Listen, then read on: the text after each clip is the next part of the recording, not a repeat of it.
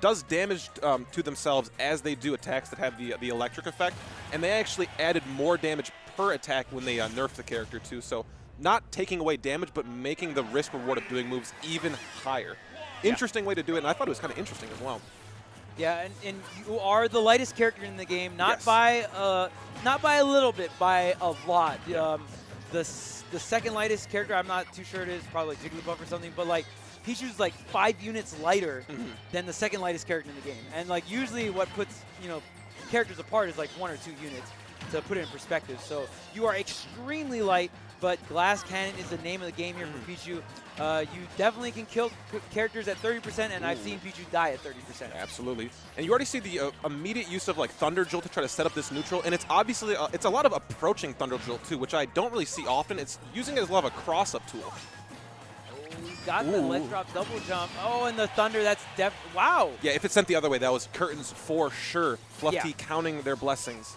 Yeah, really good stuff. But, oh, wow, okay, you're definitely not going to survive that thunder, Marcel, closing it out. And Pichu definitely has these really, really good confirms. Can be a little tough sometimes, execution-wise, to get it. But the down throw into the thunder, such a great follow-up, especially in that later part. And the thunder will always send the way Pichu is facing. Right, so right. if you are ever wondering if they will die or not, that is a good way to tell. Or is it up throw? It's up throw thunder, right? At later percent. Okay, my bad. I said down throw. Okay, wait, doesn't get the drag down, but really good damage here. And Pichu, very, very light, but as you guys can notice, Pichu, small little guy, so sometimes it can be pretty hard to hit, and I definitely think Pichu is still a very great counter pick character, and that is your forward stock. smash. Yes, the forward smash after the jab block, and Marcel showing off a little Pichu dance there. But yeah, definitely, I do think Pichu wins this matchup. Ooh, wow. I can't believe that hit, too. That was like the very last hit of up smash and the very first frame you could have been hit as Pichu on that ledge. Yeah, wow, really great stuff closing out that stock. But yeah, I still, even after the Pichu nerfs, I still think Pichu wins this matchup. It's still definitely doable for Palutena, but she has to think. Palutena has to sink her aerials really, really low. And Palutena doesn't have the strongest, like, grounded options except grab. So you're usually, like, jumping up in the air and throwing out these aerials, but you got to be so on point when fighting these shorter characters with Palutena. Honestly, being small is a very, very good trait to have in fighting games for the most part, because it's a lot harder to hit you. Oh, yeah, for sure. Coming down with the aggressive nair, though, is Flufftea. That back air beat T-Jolt and still got the hit. That was great. Yeah, really good stuff coming out from Flufftea. Ooh, I like the thunder there. Try to go for the up smash to cover the agility. Reverse up smash into the back air, but up and over Flufftea he goes. And Flufftea slowly bring this back here if you can get the stock. Oh, that was a great. Was that a double roll back throw? That was very, very good. Yeah. That's one of those times where the mix-up gets so deep it just goes back to level 1. Yep.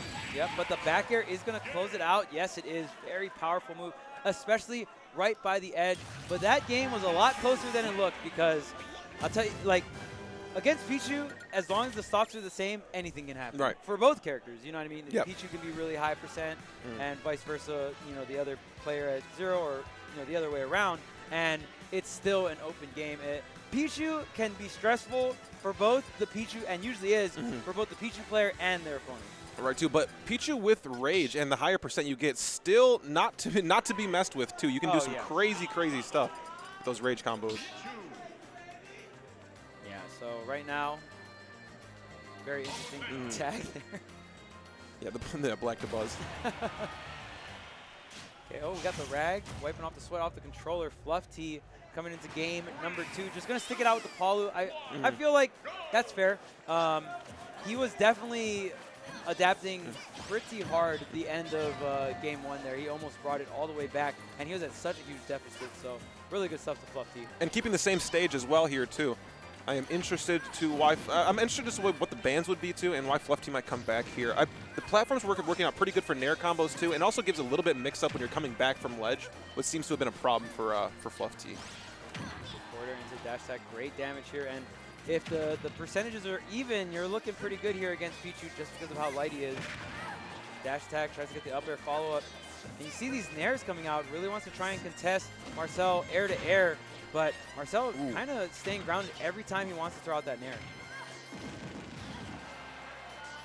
Easy confirm percent. You're not really seeing Marcel overextend very much. Just getting the up tilt back airs, the simple 2-3 hits. Marcel doing a really good job. Ooh, I was feeling that too. I thought Force Mesh might have come out, but it was still a really good option to cover most techs. Got so much damage. Can Pichu finish the plate here?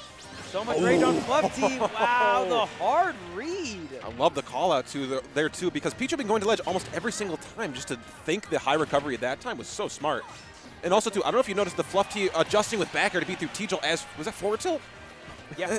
That's forward tilt taking the kill. They nerfed that to heck the last time they did, but still get some kills.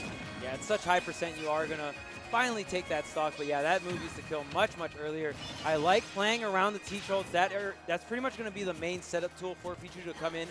Pichu obviously doesn't have a crazy amount of range since his body is so small. He doesn't really have like these crazy disjoints. So for the most part, his hitbox is his hurt box, right? Ooh. So yeah, really good stuff. They usually have to come in with the T-Jolt, and Flufftea is just playing around that so well. But the opening, he doesn't get the jab block though.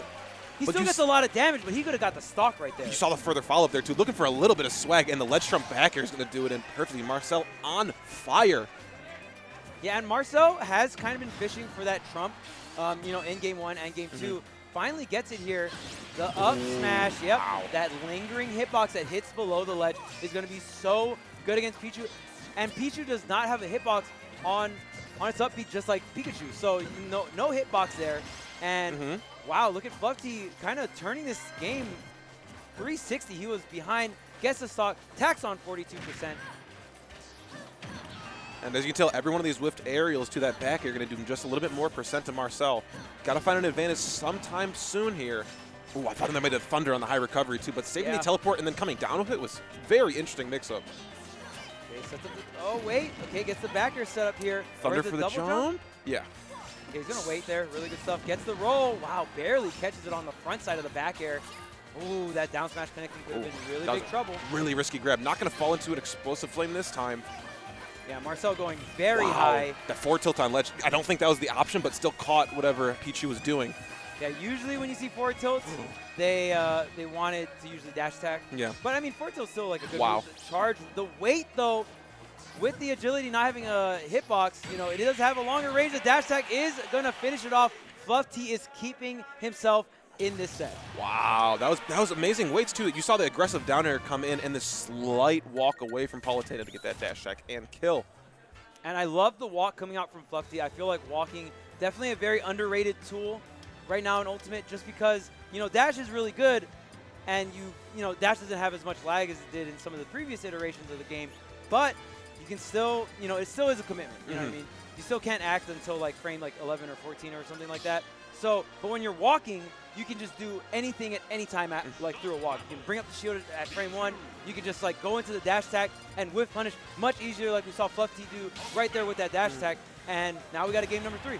It's a lot easier in the micro spacing too. If you're doing that walking, it's a much easier to maneuver around. You saw that down air too. There is the main aerial hit, and if they're landing with down air too, there's the splash hit on the ground. So being able to maneuver around that, like just so precisely, is extremely important. Yeah. Obviously, some characters have stronger walks than others. Yes. I think Lucina's like Lucina and Martha the fastest Lucina walkers. has really, really good walks. Yeah. Okay, Going to a new venue here, though. We got Town and City on the board. Yeah, this is usually the choice of stage for a lot of Pichu players. It's kind of like that mentality of Dreamland with Jigglypuff. In Melee? In Melee, right? So it's like you're playing such a light character, but if you can just live that 10 or 20% longer, like you can get these ridiculously early stocks. And Pichu is definitely one of those characters that you just edge guard or get those early stocks. So you kind of want that bigger stage. Right. It's kind of weird, but it makes sense. Yeah, it's odd though too, because like the platforms are so polarizing for both of these characters too, and like there's obviously 3 variants. You have the tri-plat, then you have FD, and then you have this right here. See how they adapt to each one of them. Yeah, and I mean the bigger blast zone is like the ceiling is pretty high. That auto reticle barely sniped. Still finding the hit. Thunder, yeah. But the blast zones are small on Town and City, you know, horizontally, like left and right. So Pichu definitely closes out stock usually horizontally. So. But, I mean, Palutena does too. That back air, getting the first stock. Flufftea still surviving another T-Jolt, the double jump, and Marcel is not able to continue the chase. What a roll. Yeah, rolled right through the down smash. A lot of characters, I've seen them roll in, and they just get jammed while they're rolling. I guess Palutena has a really good tech roll here. I also feel like Flufftea is starting to get pretty wise as forward tilt catches the teleport recovery. Flufftea is getting wise to these openings for Thunder Marcel's doing. I feel like the DI on the throws and the other follow-ups has gotten a lot better than we've seen since game 1.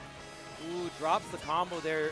Usually from that up tilt, you can go into various amount of aerials. You kind of pick your poison here. Explosive Flame, wow. And I like how we are using, oh, he crosses him up through that up smash. That was big. That would have killed. Switching situations here, though. Marcel lets the Nair up to, going to catch through that small shield. You can definitely tell Flufftea's getting a lot more comfortable because we're seeing some double jump, you know, explosive flame, some things that are a little bit more committal, but he's just so confident in his reads. And I honestly feel like Marcel's starting to play a little bit more kind of touch and go. Things are getting a little fast here.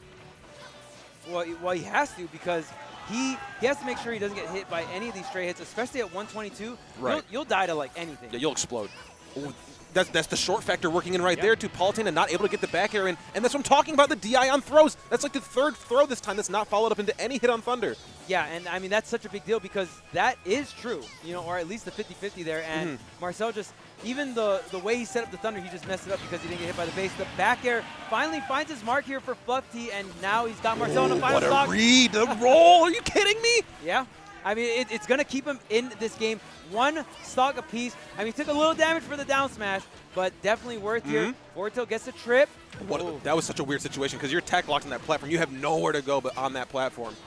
I love these T-Jolt setups from Marcel, especially after these soft resets. Kind of just, instead of committing into something, the parry. Oh, but the counter going to get called out. Here's a grab. Not going to go for any sort of Thunder confirm right now. Just going to get some easy damage. Gets the dash attack here, back and forth for both these players. No 3 tech. Oh my gosh.